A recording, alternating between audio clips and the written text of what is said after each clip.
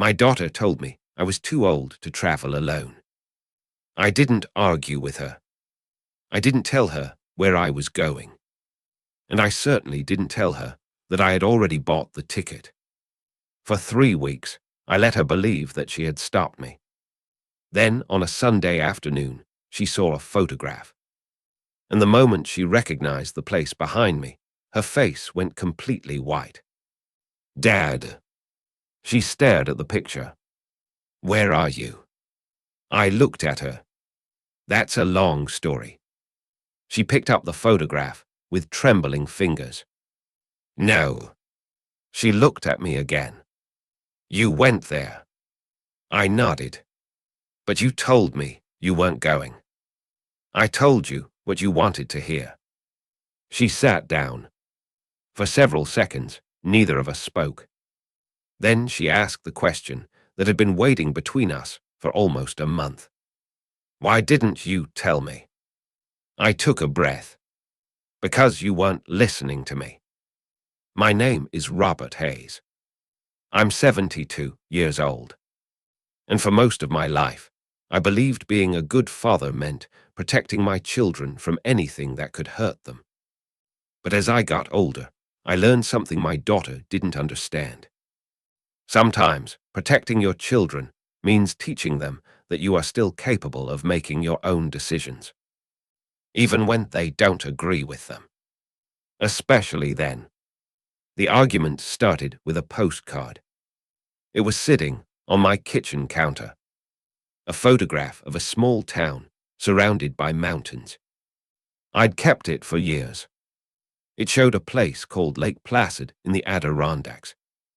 My wife, Elena, and I had visited there when we were younger. It was one of the happiest trips of our marriage. We had been married for 27 years at the time. Our daughter, Melissa, was in college.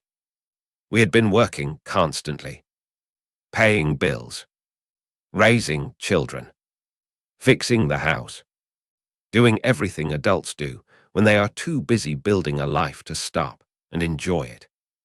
That trip was different. For 5 days, we had no responsibilities, no work, no family emergencies, no appointments, just Elena and me. We walked beside the lake. We drank coffee in little cafes. We drove through the mountains. One morning, Elena said, "Robert, promise me something." "What?" "If we ever get old enough to stop worrying about what other people think, come back here." I laughed. "We're already old." She shook her head. "You know what I mean." I promised. We never made it back together. Elena died 6 years ago. After she died, I stopped traveling. I didn't want to go anywhere. Every place reminded me of her. Then one evening, I found that postcard. I had been cleaning out an old drawer. I turned it over. On the back was Elena's handwriting. "Come back someday." 4 words. That's all. I stared at them for a long time. And something inside me changed. I decided I would go. Not because I wanted to escape my life. Because I wanted to remember that I still had one. I booked a small room near the lake. I arranged transportation. I made a simple itinerary. I even called the hotel twice because I wanted to make sure everything was ready. I was excited. For the first time in years, I was excited. Then I told Melissa. She was sitting across from me at the kitchen table. I said, "I'm going to Lake Placid next month." She looked up from her phone. "Why?" "I want to see it again." "Dad, that's pretty far." "I know." "Who's going with you?" "No one." She put her phone down. "You're going alone?" "Yes." She laughed. Not because it was funny. Because she thought I was being ridiculous. "Dad, you're 72. I know my age." That's not what I meant. Then what did you mean? She sighed. You shouldn't be traveling alone. I asked. Why? Because things can happen. Things can happen anywhere. That's different. How? She couldn't explain. Instead, she started listing everything that could go wrong. What if I fell? What if I got lost? What if my phone stopped working? What if I got sick? What if someone took advantage of me? What if I couldn't get back to the hotel? I listened. When she finished, I said, I appreciate that you're worried. I'm not just worried. What are you? I'm being realistic. I smiled. I've traveled alone before. That was years ago. I drove across 3 states when I was 50. That was 22 years ago. So you're older now. There was something about those words. You're older now. She wasn't saying I had changed. She was saying I had become incapable. I said, Melissa, I can still walk. I know. I can drive. I know. I can use a phone. I know. I can take care of myself. She didn't answer. Then she said, maybe you should let me go with you. I smiled. I appreciate the offer. Then let me come. I don't want someone supervising me. She frowned. I'm not trying to supervise you. Then what are you trying to do? She looked away. I just don't want something to happen. I understood. She loved me. But love can become fear. And fear can become control. I told her I was still going. She said, no. I looked at her. No. You're not going. I almost laughed. I'm sorry. You heard me. She picked up her phone. I'll talk to the hotel. I stared at her. You'll do what? I'll explain that you shouldn't be traveling alone. Melissa, I'll make sure you don't go. I didn't argue. I simply said, okay. She looked surprised. Okay. Yes. You're not going to fight me. No. She seemed relieved. Good. She kissed my cheek. I love you, Dad. I love you too. She left, and I sat alone at the kitchen table. Then I smiled, because she had misunderstood one very important thing. She thought she had stopped me. She hadn't. I had simply decided not to tell her what I was doing next. The following morning, I called the hotel. They had no problem with my reservation. I confirmed everything. Then I called my doctor. I told him about my plans. He asked what kind of trip it was. I explained. He said, if you're feeling well and you've planned properly, I don't see why you can't go. That was all I needed. I made a checklist. Medication. Identification. Emergency contacts. Charged phone. Printed reservations. Copies of important documents. A small first aid kit. Comfortable shoes. And Alina's postcard. I put it inside my wallet. I didn't tell Melissa. She didn't ask. For the next 3 weeks, she believed I had abandoned the trip. She even told my brother. Dad finally listened to me. I heard about it later. I didn't correct her.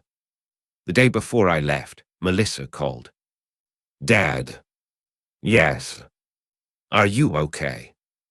I'm fine. Good. There was a pause. I'm proud of you for being sensible. I smiled. Thank you. She had no idea.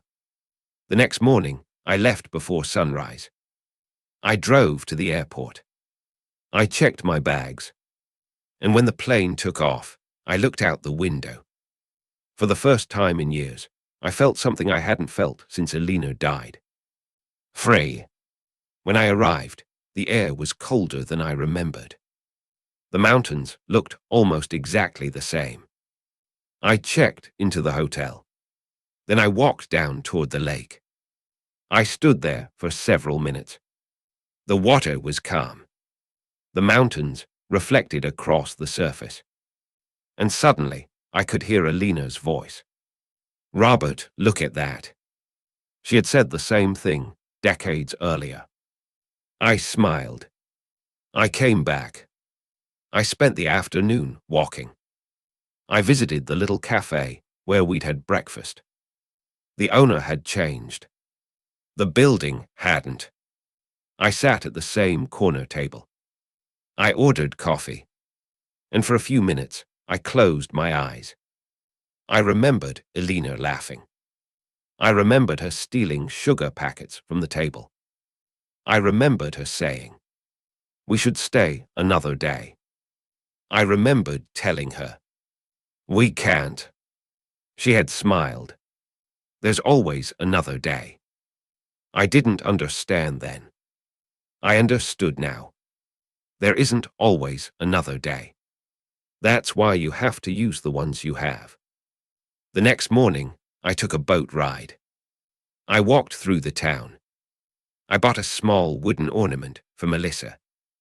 I even took photographs. One of those photographs became the problem.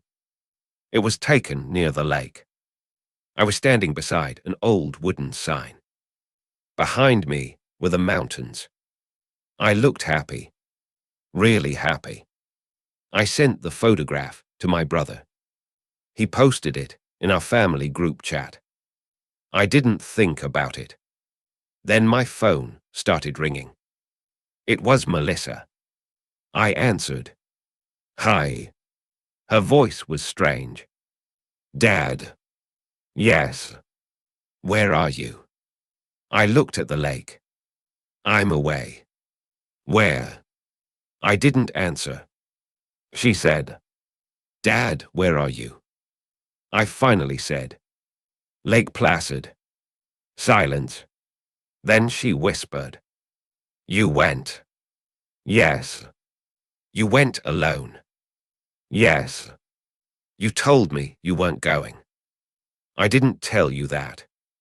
"You let me think you weren't going." "Yes." "Why?" I looked at the mountains. "Because every time I told you I could handle it, you told me I couldn't." She was silent. Then she said, "I was scared." "I know. I thought something would happen." "I know. What if something had happened? Then I would have dealt with it." "You don't understand." "No." I paused. "You don't understand." She stopped talking. I continued. "Melissa, you are my daughter. You will always worry about me. But you can't turn your worry into rules." She started crying. "I just don't want to lose you." I closed my eyes. "I don't want to lose you either." "Then why would you do this?" "Because I'm still alive." She didn't respond. I continued. "I don't want the last years of my life to become a list of things I'm not allowed to do." She whispered, "I never meant it that way." "I know."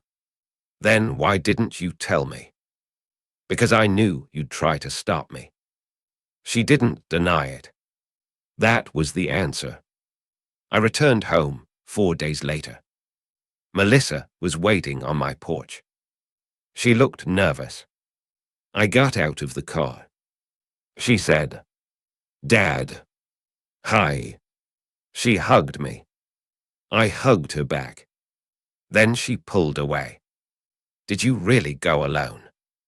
"Yes." "Was it beautiful?" I smiled. "Yes." She looked at me. Tell me about it. So I did. I told her about the mountains, the lake, the cafe, the boat, the old wooden sign. And then I told her about her mother. I told her what Elena had written on the postcard. Melissa's eyes filled with tears. Mom wanted you to go back. Yes. Why didn't you tell me? Because I didn't want you to feel guilty. She looked down. I wish I had understood. Understand what? That you're not just my dad. I waited. She continued. You're a person. I smiled. That took you 72 years to figure out. She laughed through her tears. Maybe. We sat on the porch. The afternoon sun was falling across the yard. Then Melissa asked, would you go somewhere else? I thought about it. Yes. Alone. Maybe. She smiled. I'll worry. I know. I might call you every day. I know. But I won't stop you. I looked at her. Thank you. She leaned against my shoulder. And for the first time, I realized that perhaps she had learned the lesson I had been trying to teach her without ever saying it. Growing older doesn't mean your life is over. It doesn't mean your children become your owners. It doesn't mean you have to ask permission to live. You may need help sometimes. You may need to make adjustments. You may have limitations. But there is a difference between needing support and surrendering control. I learned that on a mountain beside a lake. My daughter learned it from a photograph. And perhaps that's what she needed to see. Not proof that I was invincible. Proof that I was still me. I still had dreams. I still had memories. I still had places I wanted to see. And I still had days worth living. The postcard from Elena is still in my wallet. The edges are worn now. The ink has faded slightly. But I keep those 4 words close. Come back someday. I did. And I think Elena would have smiled. If you're watching this and someone you love has ever made you feel like getting older means you should stop living, I'd like to ask you something. Have you ever been told you were too old to do something you still wanted to do? Did you listen? Or did you quietly prove them wrong? Tell me in the comments. Someone reading your story may need to hear it. And if this story meant something to you, take a moment to like the video. Subscribe for more calm family stories about aging, relationships, boundaries, forgiveness, and the wisdom that comes with experience. Because sometimes the people who love us most are also the people who have the hardest time accepting that we can still make our own choices. My daughter thought she had stopped me from traveling. She thought she was protecting me. But what she really needed to learn was that protecting someone doesn't mean controlling them. And what I needed to learn was that I could love my daughter without surrendering my independence. I didn't travel to prove her wrong. I traveled because my wife had left me a promise. And because I finally understood something Elena had known all along. There will always be another reason to wait. Another excuse to stay home. Another person telling you that someday would be safer.